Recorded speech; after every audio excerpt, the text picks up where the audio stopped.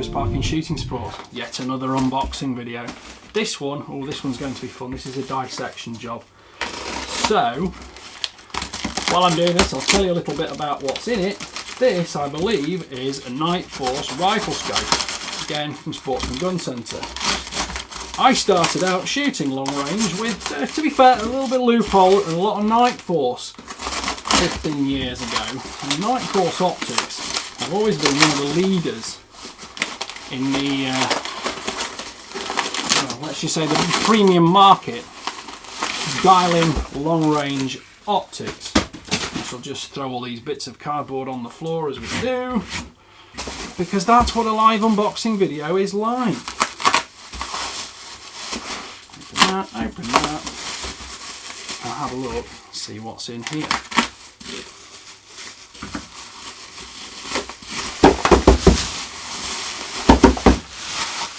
Yes, this is all a padded foam bench. There's nothing broken, don't worry folks.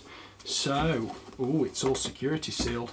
This really is a brand new one. I sometimes get things on review that aren't brand new, but it's now nice when I do, and I don't want to just cut all the way through that because that's just the security tape. But it just goes to show it's a live video.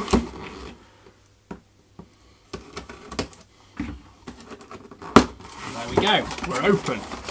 Nightforce, it says. Thank you. You get a nice warranty on that one. And I'll just pop this out of here. See what else is there. There's the scope. Just put that to one side. What else have we got in here? We've got a Nightforce cleaning cloth. That goes on there. That looks like some kind of triangular setup key with Torx fittings on it. That looks like a 2.5 mm Allen key, maybe a 2 mm Allen key. Looks like maybe a T7 or a T9 Torx or something. Anything else in here? We've got a Nightforce sticker. We've got do not discard. This looks like, oh, this is, do you know, I like the fact they put that in a nice big envelope. That is a throw lever, so that will no doubt screw into here on the scope tube to make magnification control a lot quicker and more intuitive. It's a heavily armed box, but you know, I like a box that's a cardboard box with some packaging in it to prevent damage in transit and nothing more. I don't need magnetic closures. So, instruction manual, limited lifetime warranty. Now this optic is, I believe, let me just have a look, is this the 5-20 or...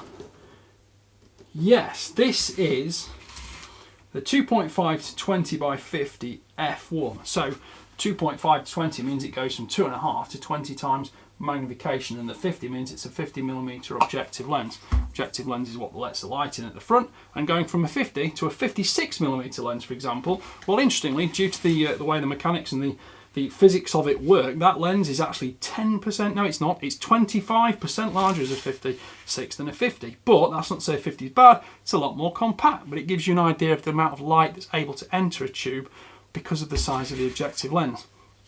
So, this has got Nightforce brand flip-up covers at the front and rear. These are sort of similar to the Tenebrex type ones, they clip on there. I'm just going to pop those off for the second. And on the back end we have got, is that a fast focus eyepiece there? That is a fast focus eyepiece there, and we've also got an additional adapter there. I'll have to check out what that's for. That looks like you can use that and alter that with this little Torx key there. So that's the focal control, and you've got a lock ring on that. It's not like an old school one with massively long threads, it's got quite fast adjustment there, and that's to get your reticle perfectly trimmed up, and it's a bit tricky doing this inside. I'll pop it down on 2.5 power, make it slightly easier as well. Oh, that's better. So I can do my focusing there, lock it up there, and then this is, let's have a quick look. Yes, it's a first focal plane scope. So as I zoom in, reticle gets larger, stays in complete correlation with the image.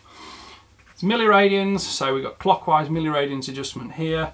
These are all 10 clicks. Looks like we've got 100 clicks per turn, which is 10 milliradians, or milliradian is a meter at 1,000 meters, so 10 milliradians is 10 meters at 1,000 meters, or at 100 meters, a milliradian is 10 centimeters. 10 milliradians would be 1 meter. I think I've done that correctly on camera.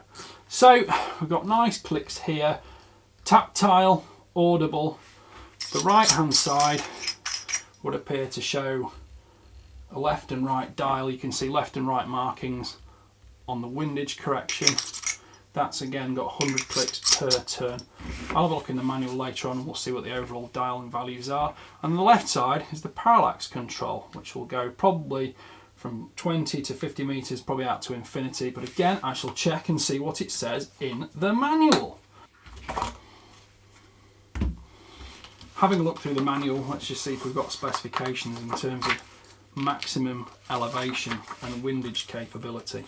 Obviously 100 clicks per single turn is nice. So it's the 0 stop elevation adjustment, so we've got 0 stop turret. That's what the little triangular tool is for, gives you all the adjustment in an easy to find tool which will fit in your tool pocket or in a rucksack or wherever you need to keep it. We also see how the throw lever goes in here, and parallax adjustment on the 2.5 to 20 by 40. It will show me here, hopefully. Does it actually give me an overall parallax setting? I don't think it's giving me a complete range there. Maybe that's in the specification at the back. We also have illumination control. Or do we, or don't we? It would perhaps appear that there is a button on the side of the scope here, which, in fact, illuminates the reticle. So let's have a look and see if we can get that reticle illuminated. It might not have the battery in it, and I might need to just take the end off or the cap off just to double check that's actually got the battery in. So we'll do that when we just finish, but at least we know it is illuminated. It's called the Digillum illumination system on this optic. Tells us a little bit about cleaning lenses, cleaning the exterior of the scope, long-term storage, and here we are, we've got the specification chart here now. That's the 1 to 8 by 24. Let's just have a little look now. This is for the 2.5 to 20 by 50. So, overall length, we've got overall objective identity, tube diameter here 30mm. Eyepiece outer diameter is quite handy if you need to know things like PAR 007 rear mount, night vision tools. Mounting length, these are all specified here with the A and B, C values in terms of the layout for how you're going to put your rings on, how much eye relief you're going to get from it. But let's just see if it specifies these. Exit pupil diameter, field of view, eye relief. Eye relief's 88mm. Sort of suits this kind of size of scope, to be honest, because super long eye relief isn't always what you hope it's going to be. Super long eye relief can actually restrict mounting space, especially on shorter rifles, because the scope has to go so far forwards it doesn't fit. The weight is 802 grams. No, it's not. So yes, it is. It's 802 grams. Is this to do with the illuminated or not? There's a slight difference between the specification there, between the F1 and the non-F1. I'm not quite sure what that is just yet, but it's either 802 grams or 811 grams. And as I suspected, parallax is from 11 yards, which is 10 meters, to infinity. That gives a great overall range and makes it completely suitable to an air rifle or any rifle. And here is the critical overall factor. Now this is the milliradian scope option. So in terms of internal adjustment, in terms of elevation, we've got 32 milliradians of adjustment, and windage, we've got 23 milliradians adjustment. Now that is what does make the scope truly capable of extending distance you're going to be shooting over, because it's all very well when scopes say they've got long range capability, and then they turn up with sort of 14 milliradians or 20 milliradians. It's not really satisfactory. And then when we get to the bottom here, we see, right, we're back on track now. So F1 is surprisingly enough the first focal plane. So this one, just backtracking slightly, is 802 grams for the first focal plane. I'm a first focal plane fan. Doesn't mean either is better or worse than the other. It's just what your preference may be. Here's the limited lifetime warranty details. Just having a quick flick through there. Doesn't really say lifetime warranty. It will be a good warranty because it's a US product. And then going back to the start, that's about it. So that is a very compact optic. I could be tempted to put that on the Dreamline air rifle that's just arrived actually, because I think air rifles are well worth putting decent optics on. I don't think decent optics are just for serious long-range centerfires or hunting guns. I think you appreciate good optics wherever they're available to you, and I certainly don't mind using them in that situation. So, Nightforce is made in Japan, not to be confused with necessarily all scopes made in the Far East. Japan is still very much a different market, as it has been for the last 60, 70 years in terms of manufacturing, precision and premium. That's a very smooth 30mm tube. It's all hard anodised. Let's have a look and see if it passes the rub test. So you pick up a little bit of skin dust, as I call it, on that, but not too bad. It's certainly not coarse, where, you know, the slightest touch leaves things all white and furry. So that will be getting a full review over the course of the next couple of months. So thank you for watching. Please like, please subscribe, please comment, add your questions, because your comments and your questions are what drive future videos and future responses and help us know what you want to know more about. Thanks for watching. Bye for now.